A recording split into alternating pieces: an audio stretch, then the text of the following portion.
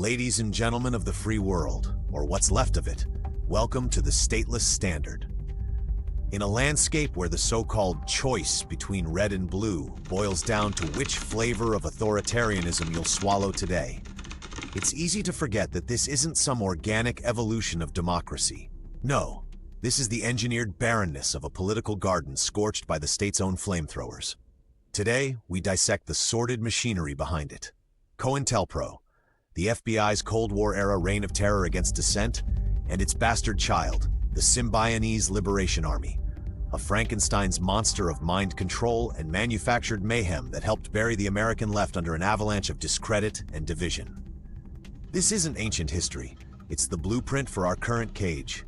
We'll trace the threads from McCarthy's witch hunts to Vacaville's House of Horrors, exposing how the powerful, those statist overlords who fear nothing more than a people united in voluntary cooperation, systematically dismantled any threat to their monopoly on coercion.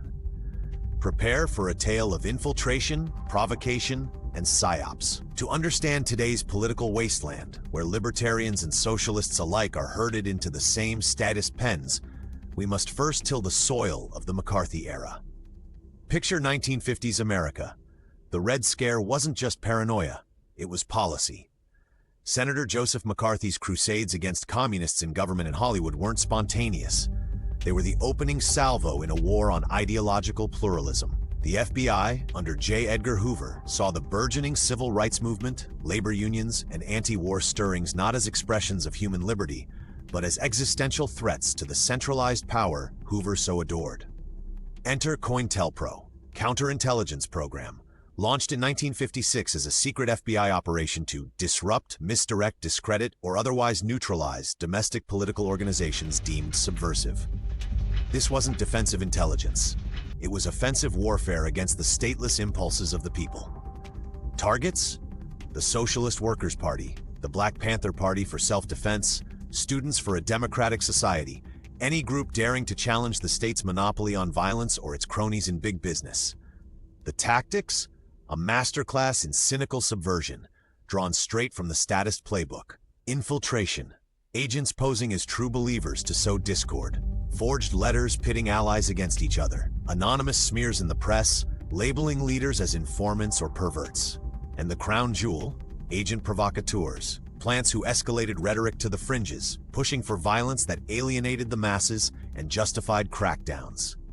Educational interlude. For those new to this hall of mirrors, COINTELPRO wasn't about protecting liberty, it was about preserving the powerful few, ensconced in their DC and Wall Street fortresses, versus the powerless many, forever divided and conquered. By 1967, the program had ballooned to target over 500 groups, with files on 85,000 individuals. Leaked in 1971 by activists who burgled an FBI office in Media, Pennsylvania, the documents revealed Hoover's own words. Neutralize meant destruction, not debate. Cynical? Utterly. The state preaches free speech while whispering poison into its enemies' ears. But COINTELPRO's true genius, or depravity, lay in creating false flags from whole cloth. Not content with mere disruption, the FBI and their CIA cousins birthed synthetic radicals, cult-like entities draped in leftist garb, engineered to commit atrocities that would taint the entire spectrum of dissent. Enter the Symbionese Liberation Army, or SLA, a 1970s fever dream that turned public sympathy for the oppressed into outright revulsion.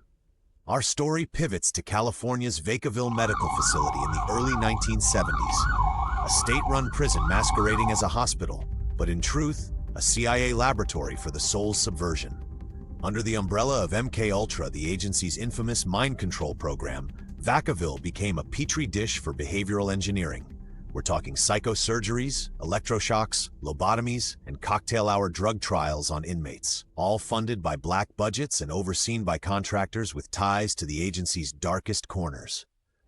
At the heart of this horror show, Donald DeFreeze, a petty crook from Cleveland who ditched his family for a life of small-time hustles. By 1960s Los Angeles, DeFreeze wasn't just a thief, he was an asset. Recruited by the LAPD's Red Squad, that charming unit dedicated to spying on subversives. He peddled guns to Black Panther factions, sparking infighting and arrests.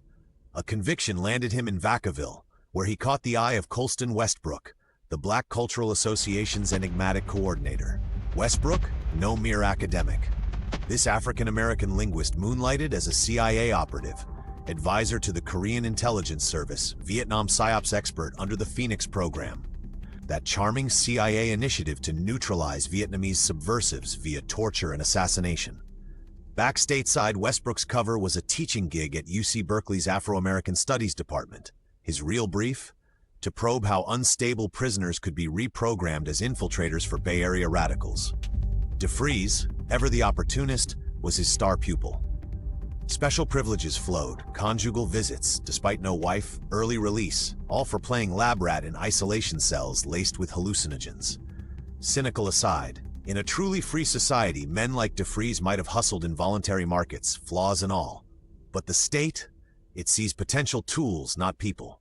DeFreeze emerged not radicalized, but roboticized, in researcher May Brussels' words, mechanized by the CIA. His blueprint for chaos? Kidnap a rich kid, isolate them in darkness, dose with mescaline, and reprogram. A robot ready to kill on command. Sound familiar? It should. This was MK Ultra's export model for domestic disruption. Backed by Governor Ronald Reagan, that B-movie actor turned welfare state's enforcer, and his health secretary, Dr. Earl Bryan, Vacaville's horrors had political cover. Bryan, a CIA-linked thief who later swiped surveillance software from Inslaw for agency money laundering, and PSYOPs vet William Herman, Westbrook's Indochina comrade, dreamed of mind control as the ultimate leash on the new left. Herman, fresh from Cambodian kill squads, enlisted Westbrook to weaponize Vacaville against 1960s dreamers. The goal? Flood the streets with provocateurs, who spoke the language of liberation but acted like lunatics, eroding public trust in any anti-statist fervor. Through the Black Cultural Association, ostensibly a therapy circle for black inmates venting to sympathetic white radicals, DeFreeze networked.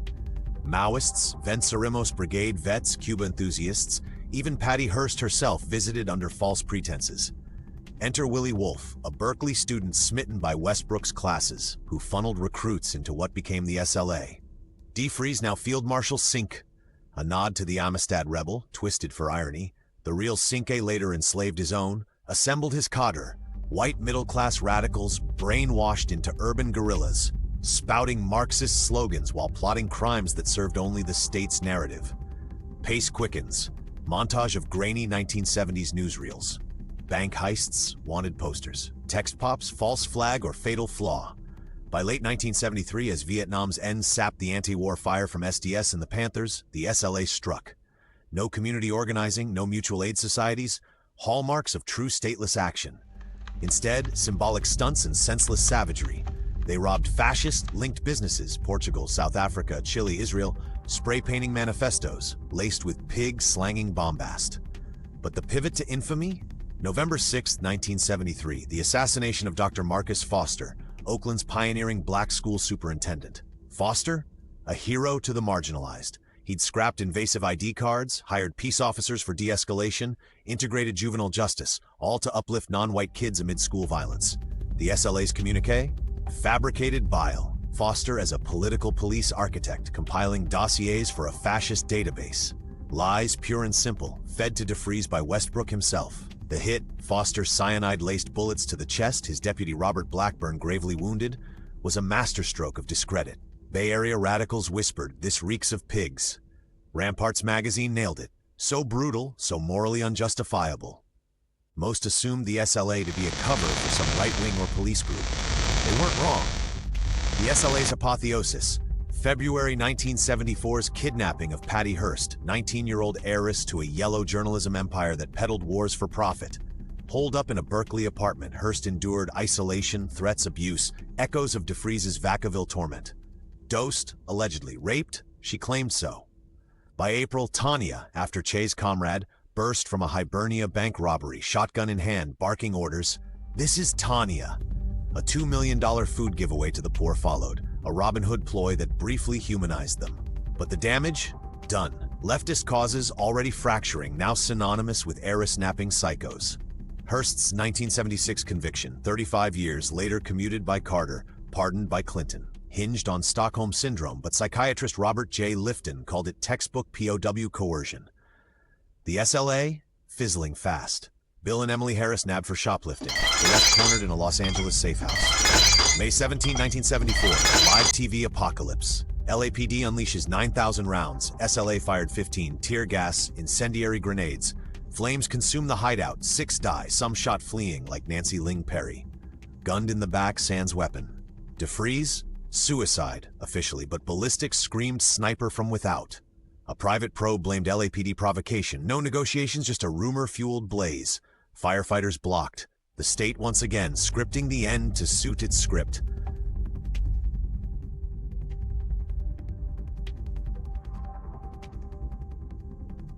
Half a century on, the SLA's ghost haunts us. Bruce Franklin, Stanford prof ousted for activism, pegged it in the 70s.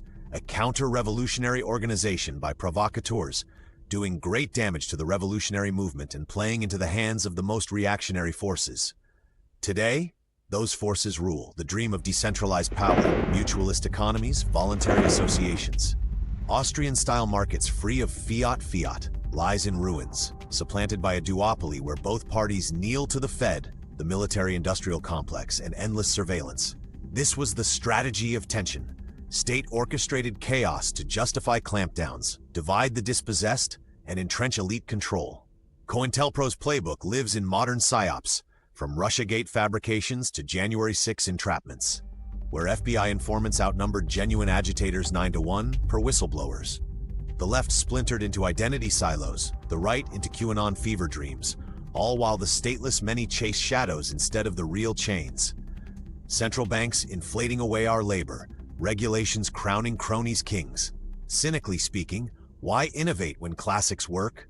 The powerful, those statist vampires sucking the voluntary world's blood. Learn from the SLA. Manufacture monsters, blame the mob, expand the cage.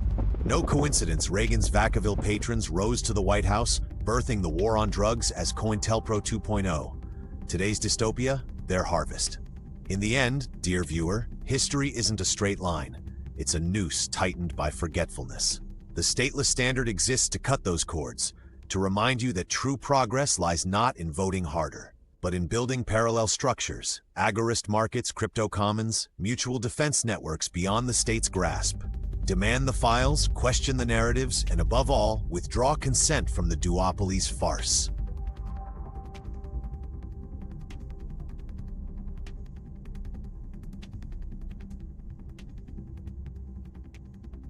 Was the SLA a rogue cell or a Fed op? Fosters murder justice or pretext? Sound off below. Like if you're done with the script, subscribe for more dissections of the powerful's plunder, and hit the bell. Because in the war for a free society, information is our black market ammo. This is the Stateless Standard, for the stateless against the state. Until next time, stay sovereign.